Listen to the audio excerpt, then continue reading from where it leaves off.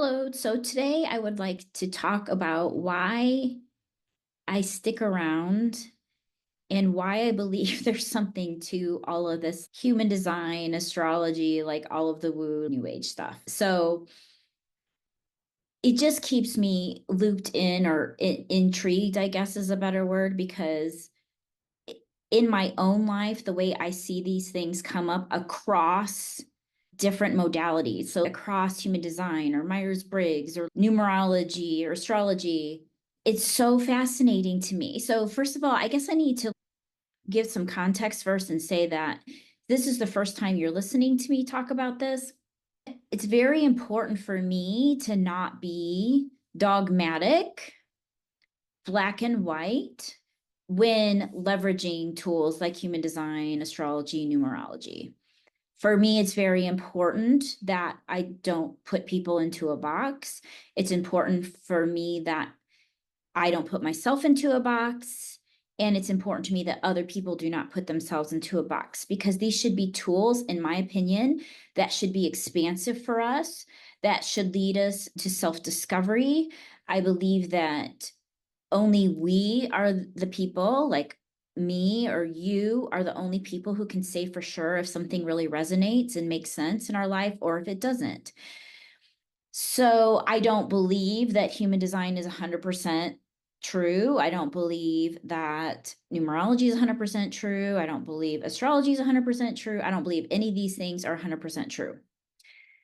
That said, it's freaking fascinating to me. So, and I'm going to use my own experience with this to illustrate why I think there's something to it and why I think it's worth getting your personality type done, why I think it's worth exploring your human design, why I think it's worth looking at your astrology, why it's worth looking at your numerology.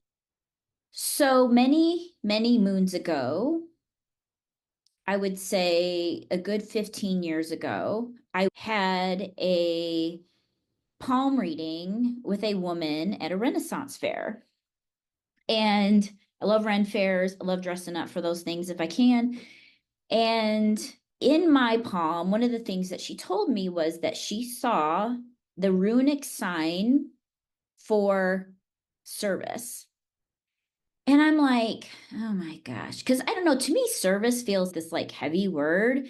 And I probably need to work on reframing that, to be clear. But at the time, she's like, oh yeah, your life path, you're here to like be of service. And I'm like, oh my goodness, what does that even mean? And I probably even still struggle with that, what that means. Okay, so note that.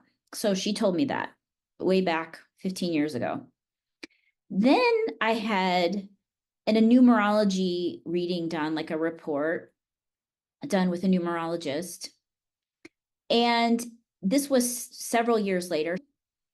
And that individual told me that one of my numbers, I believe it's called the maturity number, is all about having a service-based career. I'm like, things that make you go, okay. So obviously a lot of other things were discussed during that time, but then that came up.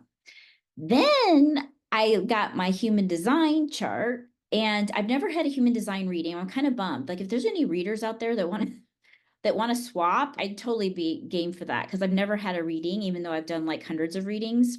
But I discovered my human design, started going down the rabbit hole, thought it was amazing. There was so much that was validating in it for me. And there were even things that didn't make sense to me. But when I looked at my incarnation cross, so in human design, if you're not familiar with it, you have energy types. And then the more details you get into it, you'll find that there's also like a life theme or a life purpose. And that is called the incarnation cross. And when I looked at my incarnation cross, it was the right angle cross of service. And I'm like, oh my gosh, here's this service word again. This is a theme. This is a theme from a palm reading, runic palm reading. This is a theme from my numerology. This is a theme now in my human design. And then in astrology, when I really started diving into my chart over the last year, I noticed the theme of service coming up again because of my placement with Virgo, which Virgo can represent service. And in the house that it's placed in, it's with Jupiter. So it's a big aspect of my chart. So anyway, here's this service theme again. So this is why I continue to do this work. This is why I think there's something to it. I feel like there's some thread or energy. And I know astrology is as old as time and human design is like this newer thing, shiny new toy. But what's so interesting to me is that there's this thread that's just pulled between all these different tools.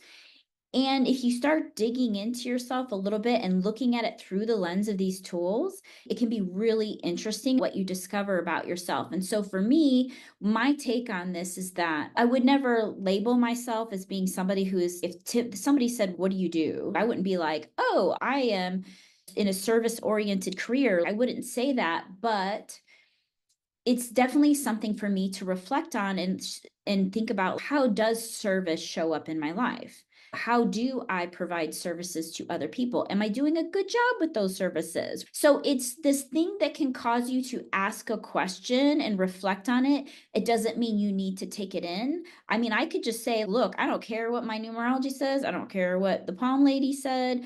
I don't care what my astrology chart says, and I don't care what my human design says. I don't want nothing to do with service. I could totally say that, and I'm empowered to do so.